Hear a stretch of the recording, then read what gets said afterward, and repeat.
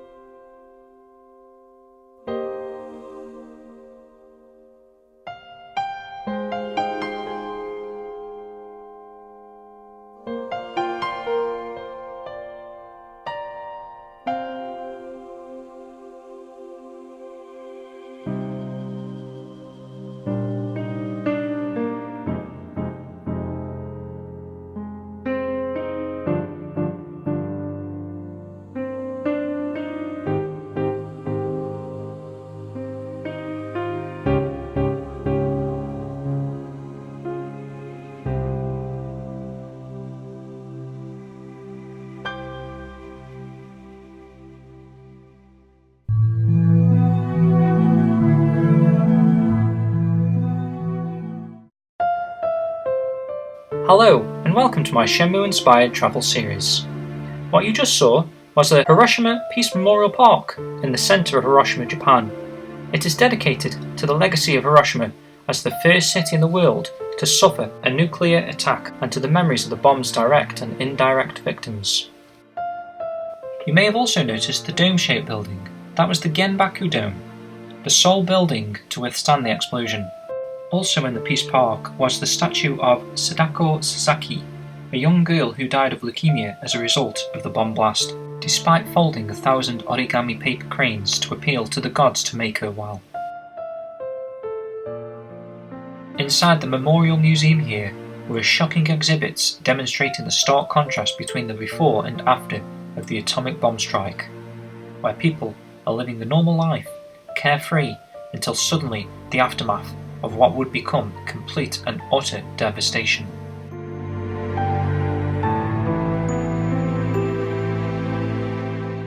The date was August the 6th, 1945, and here is a very shocking, visible representation of the bomb hitting and within seconds causing massive death and destruction.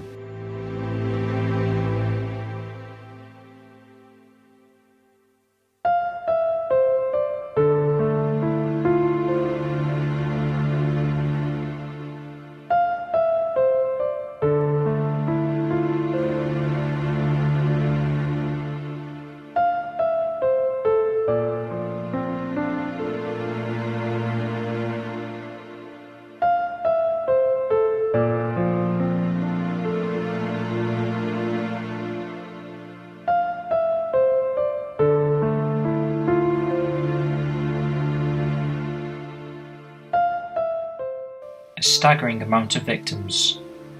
The visit to the Peace Park and the Memorial Museum was an eye-opening, saddening experience, and one that I will never forget.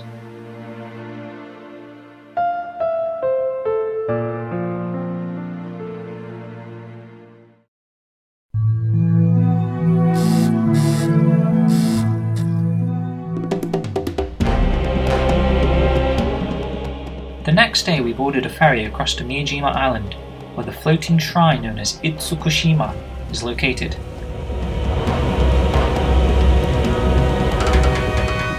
Along the way, I couldn't help but think of Ryo's ferry journey, and also his arrival to Guilin, with the green cliffs that surrounded us.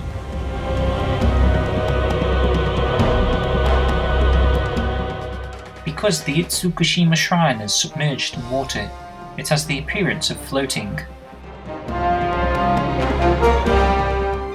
As we disembarked from the ferry and stepped foot onto the island, we were blown away by the sheer beauty that the island possessed, and also greeted by friendly island deer.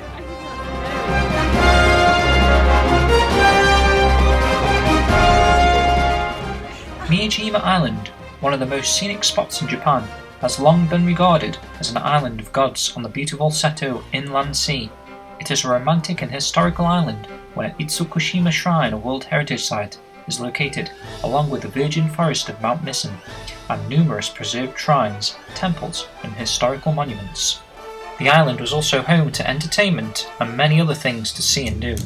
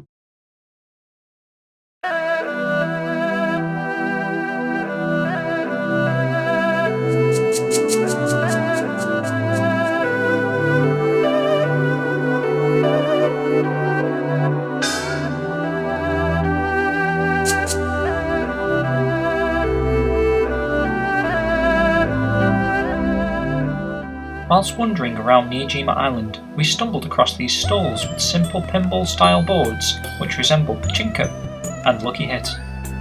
How about a game of Lucky Hit?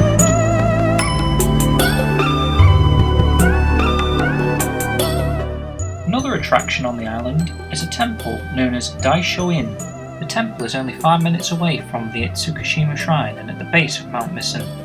The first thing you see are the stairs to the main hall. Whilst heading up the stairs towards the temple complex, below us on the left was another set of stairs littered with hundreds of familiar guardian deity children statues. As we walked around the temple complex, we noticed hundreds of statues in all shapes and sizes, creating a mysterious and unique experience. Amongst the statues were beautifully decorated ornate Japanese dolls, which were here from Hina Matsuri, which is a special day in Japan where each year platforms covered with a red carpet material are used to display a set of ornamental dolls representing the Emperor and the Empress. Miyajima Island also has a shopping street called Omote Sando Shotengai, where you can enjoy walking around with snacking and shopping. Maple leaf shaped small sweet cake called Momiji Manju is the most popular snack here.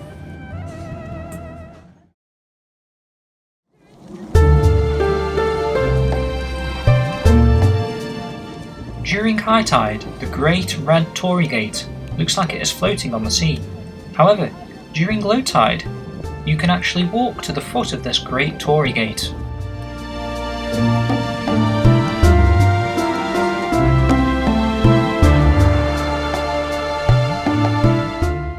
One of the common things to do at this Torii Gate is to place a coin in the coral that has attached itself to the foot of the gate.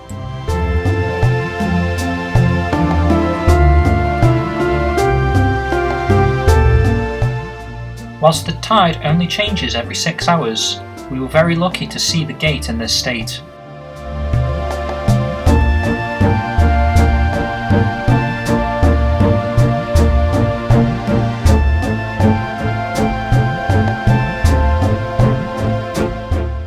The next thing we wanted to do on the island was climb the Great Mount Misen, So we headed on over to the cable car station, which would take us up to the peak of the mountain.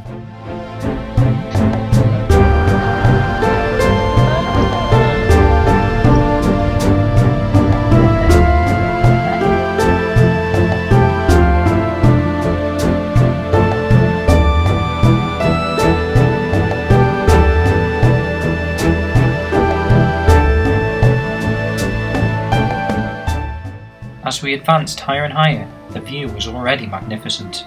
The best was still yet to come.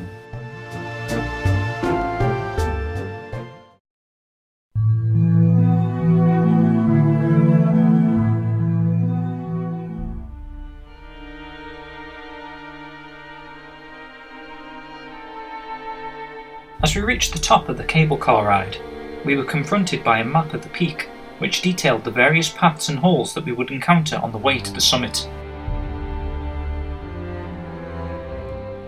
After everything we had been through on our trip so far, and the devastating scenes we had witnessed yesterday at the Hiroshima Memorial Park, the journey to the summit of Mount Misen was to be a thought-provoking, meditative and enjoyable experience, a special trip to compose ourselves and free our minds. Part way up at the Reikado Fire Hall, we said a prayer and lit a candle for ourselves and our 2 dogs at home. The fire hall protects a flame which Kobo Daishi is said to have lit while he began worshipping on the mountain. It has been burning ever since and was also used to light the flame of peace in Hiroshima's Peace Park. The other building is the Misen Daishoin Temple Hondo, which was an institute for the secret training of Buddhism and is one of the 3 famous dojos. As the dojo was filled with fascinating artifacts, there was unfortunately not as much room as the Hazuki Dojo to train in. Well, if you ever feel like sparring, just ask. After a short deserved breather at the fire hall and temple, we continued on up to the last stretch, up to the mountain summit.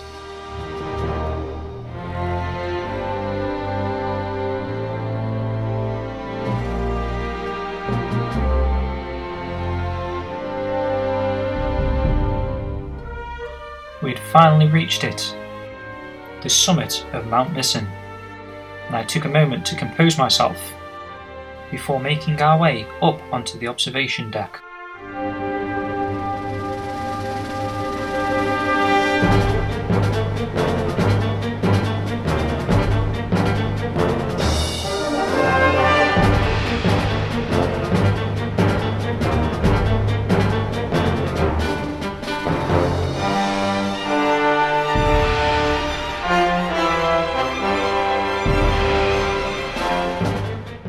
The panoramic view from the top of the mountain was magnificent. At over 500 metres above sea level, Mount Misen is the highest peak on Miyajima, and on clear days it affords spectacular views of the Seto Inland Sea and as far as Hiroshima City.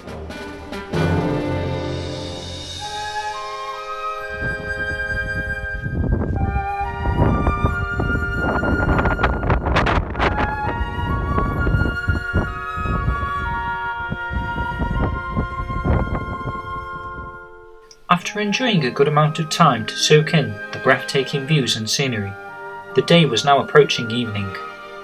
We decided to make the short journey back down to the cable car station, along the way giving our regards to familiar faces and memories.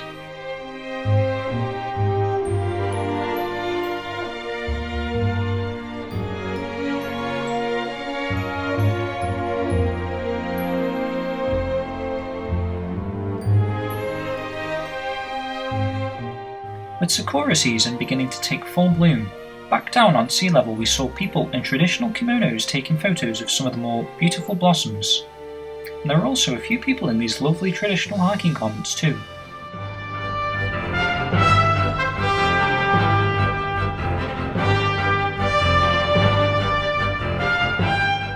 It was now time to leave Miyajima Island, and with the sun slowly setting and the tide now submerging the gate again, we said our final farewells before heading back across to Hiroshima City to experience some of the city's famous nightlife.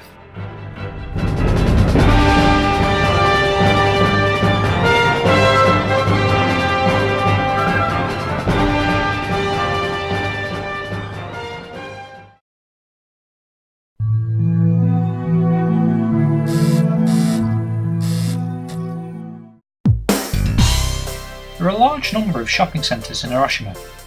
Hondori Main Street is one of the busiest shopping streets in the city.